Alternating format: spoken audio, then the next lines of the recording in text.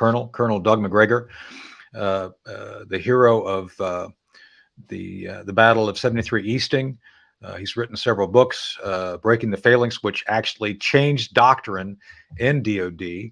I don't know how you feel about it, Doug, but they credit you for helping shape the Iraq invasion by your thinking in that book, and the idea of modularization of the military, which I thought was a great idea. And obviously, you have a new book out, Margin of Victory: 5 Battles That Changed the Face of Modern War. We'll talk a little bit about that. Well, anyway, thank you for being here, Doug. Sure. If I may, I would revise the introduction in one way. Sure. Say I'm the hero of the 73 Easting. There were 1,100 of us in the 2nd Squadron on the battlefield that day, and I would say there were certainly 1,100 heroes. Yes, sir. No mean the only one or alone. So it's important to keep that in mind. Yes, sir. Oh, no, I agree, and I would encourage people to go out and check. I think the History Channel is a great, very accurate rendition of what happened. And well, I also wrote a book about it. It's called Warrior's Rage. Warrior's Rage. Right, and that was published, I think 2009 or 2010, somewhere there. And, people might find it of interest. And a number of movie producers have expressed an interest in it. But I think it's a tough nut to crack right now. But I think at some point it will be very interesting to people because it's a positive story about the U.S. military. And I think we could use those. Right. And as a matter of fact, I don't know if you know, Doug, I produced something called Chain of Command, which was done by Nat Geo, that basically my old friend Joe Dunford, General Joe Dunford, wanted us to actually show what the Pentagon was doing well during his time as chairman, which is out. And now we've been told we can maybe do a season 2 of that, which we're working on right now. So I'll keep you informed on that. So let me start our interview with a quote. Jonathan Parshall said in his keynote speech titled 1942, The Crux of War. This is what he said. Far fewer wars than one might think have outcomes that are actually preordained. Wars are conditional. Their outcome depends on a chain of events, each affected by ones coming before it and likewise those coming after it. So, Doug, is the outcome of the Ukraine conflict preordained? Well, gosh, I think that historian's quote probably fits most descriptions of dating. I'm not sure it's very illuminating from a military history standpoint. When I wrote Margin of Victory and I picked 5 battles, I did it with something else in mind. Yeah. I was trying to demonstrate a couple of very important things that Americans absolutely do not understand. In fact, they're not alone, but I think it's a huge problem in the United States. One was, most battles, and for that matter, wars, are won certainly at least 10 to 20 years before they occur. Right. And that's a function of decisions that are made on organization, leadership, training, education, as well as technology, and how well you organize to exploit technology, which is something the U.S. Army does very poorly. The naval and air forces understand that everything for success in their worlds depends upon organizing to exploit technology. Right. We have lots of stupid people who say, well, we equip men. We don't turn it around and say we're manning the equipment. Well, they're wrong. The truth is, if you're successful, it's because you've manned it effectively. Right. You've altered your organization for combat in order to exploit technology that's new and different from what you had before. Right. The second part of this was what has profoundly changed. And the revolution that I was trying to get people to understand is really this revolution of indirect fire, or what you would call standoff attack, long range strike. There are all sorts of names you can use for it. And how the emergence of intelligence, surveillance, reconnaissance platforms, literally from seabed to space, linked to a whole range of long-range strike systems. And long-range, frankly, to me, as a soldier, means almost anything beyond my line of sight. Mm-hmm. All of that results in a profound way that changes the way you fight and organize to fight. And we really haven't come to terms with that. We still think in terms of long-range strike that comes from the Air Force or the Navy as augmenting our artillery. We don't see ourselves as part of this new paradigm. And that's playing out right now in Ukraine. One of the things that the Russians have done very effectively, and it's not surprising since they were the first after World War II to really see this, is that they have organized their ISR and tightly linked it to a whole range of strike systems from automatic mortars all the way up to tactical ballistic missiles, cruise missiles, and so forth, to the Right. point where early in the campaign, there was a fight in and around Kharkov, and an apartment block was abandoned, and the Ukrainians went across the street into a mall and set up essentially artillery and fighting positions. When the word reached the Russians within 7 minutes launched a cruise missile from the Black Sea that targeted and destroyed that mall area with all of the Ukrainians in it. That all took 7 minutes. That's impossible in the U.S. military. And that leads you to a whole other discussion about unity of command. Right. Someone at every level, one person, one man is in command. We don't do that. We have multiple single service headquarters augmented to quote unquote cooperate and be joint. And they all fight over turf, access, their role, leadership, and so forth. The Russians how to do that infinitely better than we did. So that's the thing. Look, I've come through the system. I enlisted in 81, was commissioned in 83. I can honestly say that other than going to spy school, going down to Camp Perry to become a spy, none of the education, professional education ever related directly to what I had to do to be effective in combat. From going through officer basic. No, Doug, I'm completely serious. I mean, look, I am not surprised. I agree with you. And, one of the things that did not endear me to my superiors was that both during Desert Storm and afterwards when I commanded at Fort Riley, the paradigm I adopted was tactical paradigm, battle drills, formations, and so forth, and integration with air power was really very German. Mm-hmm. And to a lesser extent, somewhat influenced at the time by Soviet practices. But I effectively abandoned whatever the U.S. Army was preaching, which was never quite clear to me. And as a result, we were successful in the desert in 91. And then the squadron I commanded set a record at the National Training Center, right, which once again did not endear me to anybody. We were the high performance unit in history. But it was because I simply did not do what the U.S. Army suggested because I never saw that it made any sense. So right. I agree with you completely. Yeah, no, and you're credited widely for all of the doctrine and tactics you were able to come up with. But I did the same thing because when I went through officer basic as a second lieutenant, they made us jack of all trades, second lieutenants. We're supposed to know everything in MI. It's like that's stupid. And next thing I know, I'm doing chasing terrorists in Europe, doing things I was never trained to do. It's like you just got to go do it. You got to figure it out. And then same thing in Afghanistan. My book Operation Dark Heart, which I've talked to you about a little bit before, Doug, I was literally going to Command and General Staff College, literally the month before I deployed, learning air-land battle, knowing full well I wasn't going to do a thing regarding the FLOT or FIBA in Afghanistan. Yet I was required to know that to a great level of certainty because reasons, I guess. But it added absolutely nothing to my capacity to be effective in combat in that current war. And that's what it's like. Now we would probably be well served to go look at the FLOT and FIBA issues if we're actually going to be facing a near-peer adversary, which now we're not. So it's just amazing. The problem is, of course, that air-land battle was really obsolete when it was adopted. Right. It was essentially an attempt to replicate what the Germans did in the 1940s. There was some language from Soviet doctrine incorporated into the thing, deep battle, this sort of business. But it really wasn't what we needed at the time. But it was such a breath of fresh air compared with the nonsense that already existed that everybody celebrated it. Right. We need a fundamental reexamination of everything, not just in light of what we've seen happen in Ukraine, but you can speak also to this very well. You had access to overhead surveillance and a lot of information that frankly should be available today in most tactical formations. Right. There's a way to do that, but we haven't really done it. Right. And and one of the things that, well, you're saying that we should be like special operations. Well, in some ways, yes. And that was the point I made in breaking the phalanx, Right. because I thought they were headed down the right road. But, the sad part is nothing is going to change in the near term.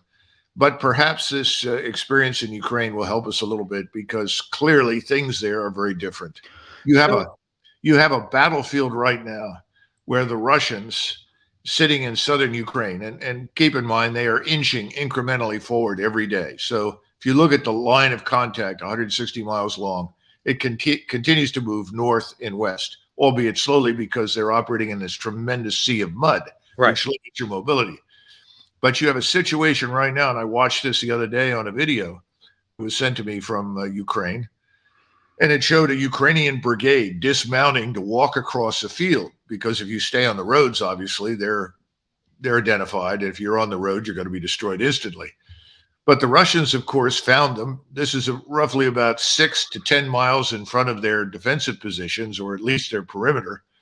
They identified where they were, and within 2 minutes, they were under effective strike from a variety of systems. Right. Again, rocket artillery, tube artillery, and so forth. The entire brigade was annihilated in the space of about 60 seconds.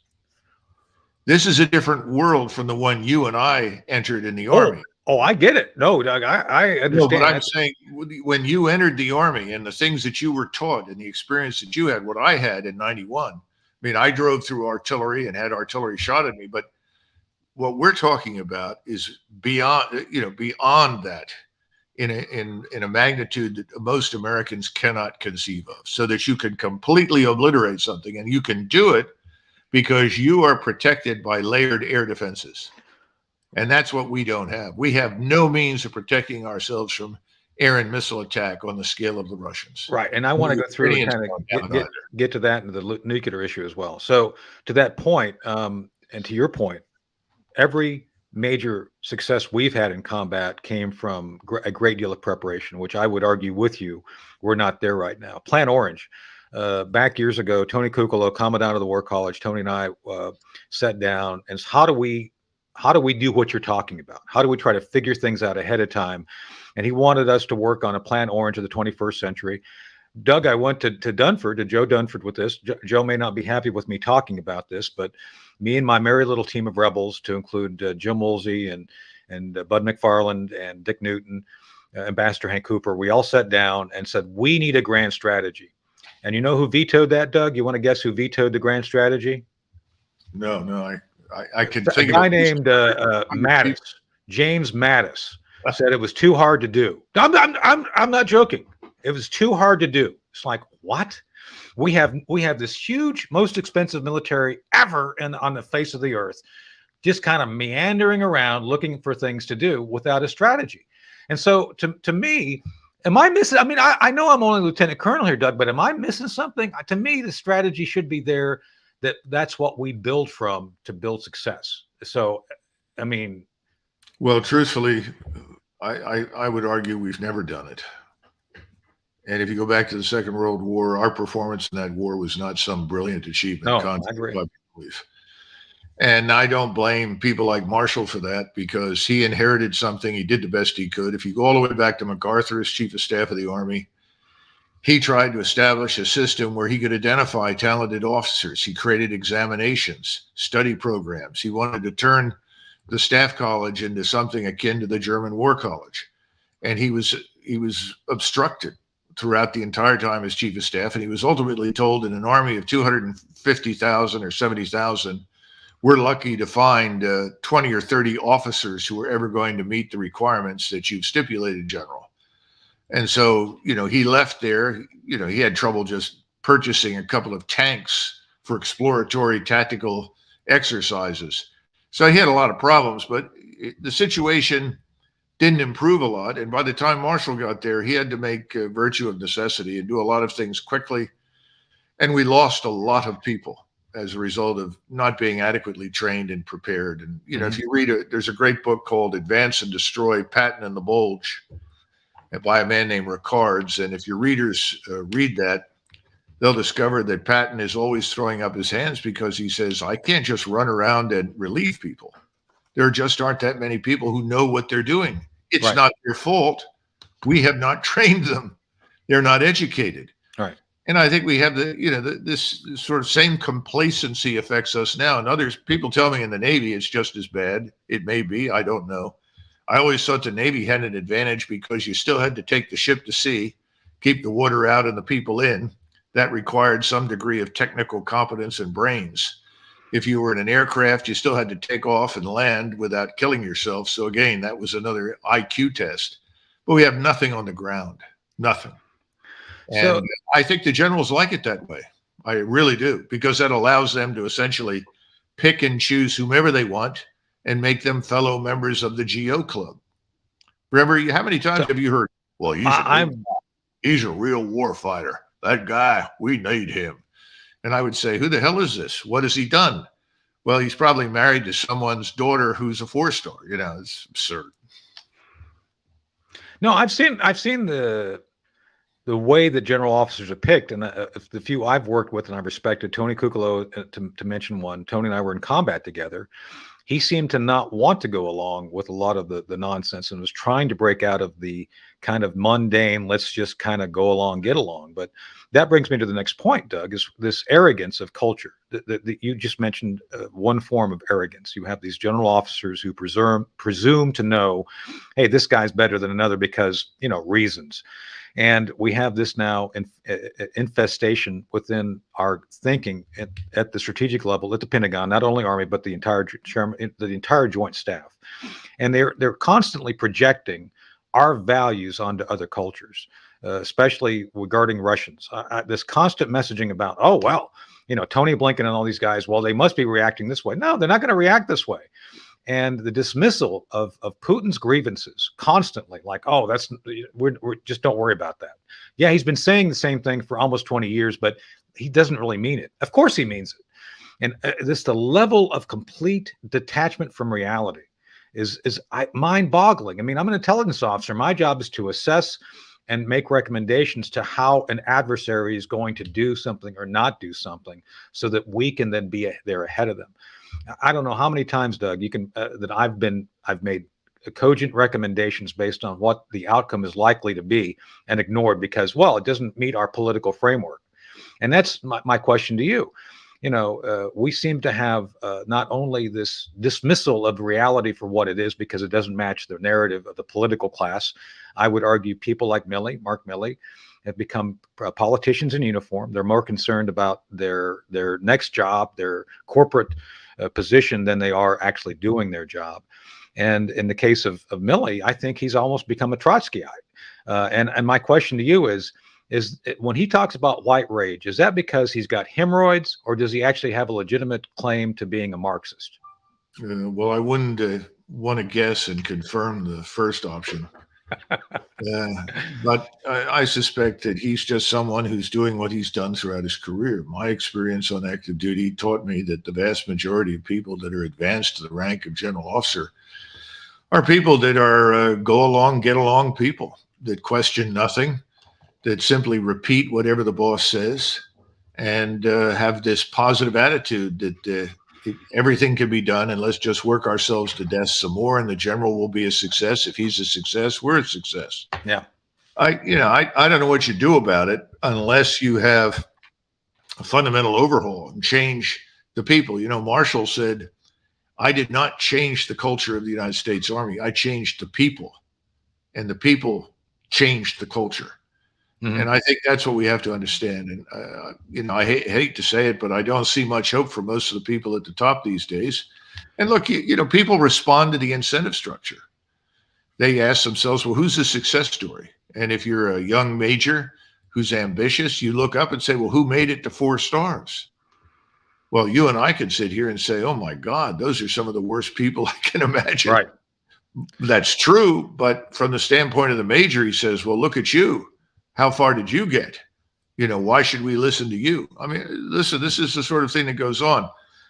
It's the only time you get change is, when you have a real emergency, and that's what Marshall confronted. And he wasn't always right in the people that he picked. He couldn't waste a lot of time dwelling on who was perfectly qualified or not. But I'd say about 60 to 70% of the time he was right. Right. We came in late. We didn't have to fight for very long. We never faced the Imperial Japanese armies that were on the continent, which were on the whole much better than the troops we faced in the Pacific. Right. The Navy fell apart because we sank most of it in an attrition war that we fought. And so we got away with it in the Pacific. In Europe, it was a long, slow slog online, and we took a lot of casualties, and we covered it up. One of the things that you find out about the Bulge, we said, oh, the Germans had 200,000 casualties, and we had 70,000. When you look at the actual figures, just in the Bulge, the Germans had 11,000 men killed. 11,000 with some number of about 18,000 casualties total. And we, on the other hand, were at 78,000. Wow. With far more killed than the Germans. So, when in doubt, lie. Yeah. And we did. We lied a lot during the Second War. And Stimson, when the war was over, he wanted to conduct investigations against Eisenhower, against Bradley, a number of people. It was all dropped. And, I think it was Churchill that said about Montgomery, when you're winning, it can be said that anything you did was right. Right. And unfortunately, that's what we've had a problem with. Now, in Korea, Vietnam, things were different. And we didn't win. Yeah. And we didn't win, arguably, in Iraq, although I keep pointing out that people don't understand the futility and stupidity of occupation and trying to export democracy at gunpoint. I'm with you on that. And if you had gone in with a very narrow purpose and executed that and gotten out, nobody would give a damn what happened in Afghanistan or Iraq. But we didn't. Right. No, I've said that about Afghanistan over and over. It's like we long overstayed our ability to actually influence things on the ground in a positive way. So next, Doug, to go into this real quick, it's back to Ukraine, because so much of what you said applies directly to what we're doing now in Ukraine. And I think there's a complete dismissal of the facts. Right now, we have spent, according to this little cheat sheet I've got, the table of U.S. aid to Ukraine, supplemental appropriations, $113.4 billion. It's a lot of money. And I would argue that's the strategy. Just throw money at it.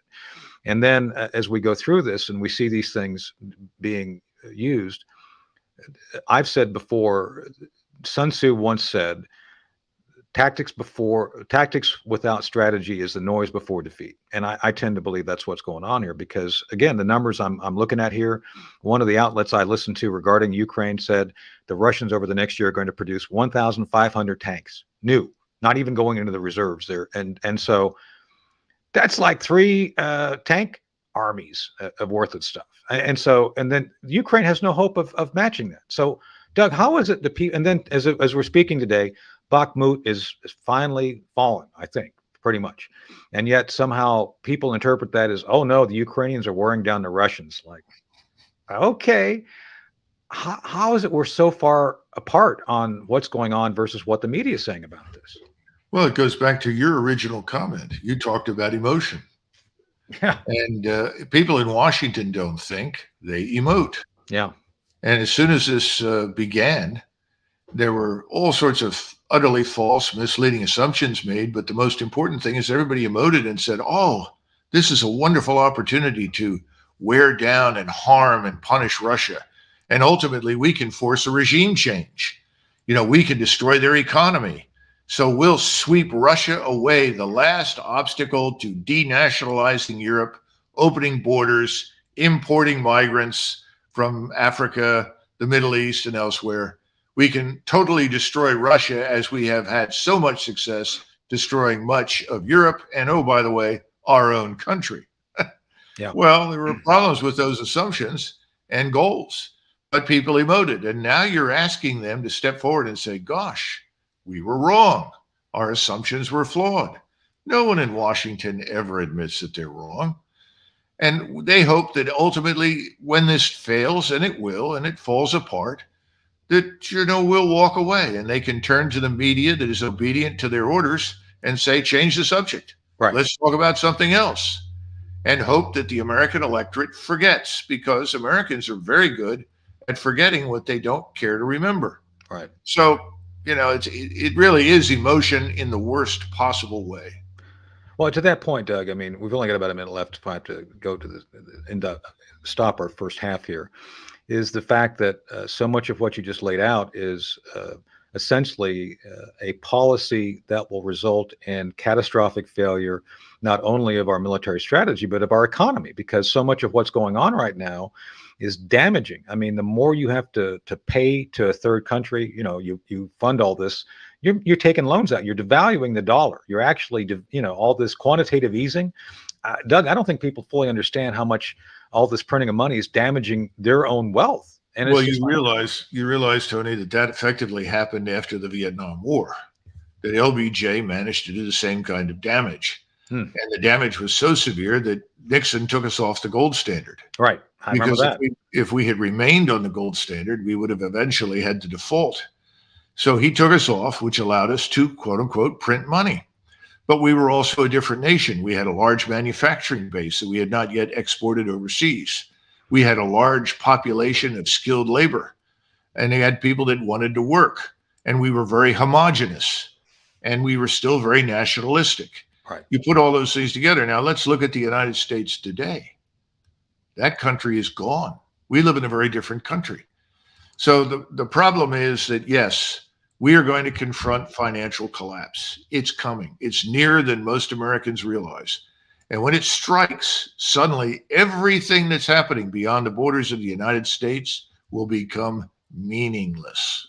So, And we will focus here at home. yeah. God help Washington when that starts. So, Doug, we're going to have to cut it off on that high note for the first half of our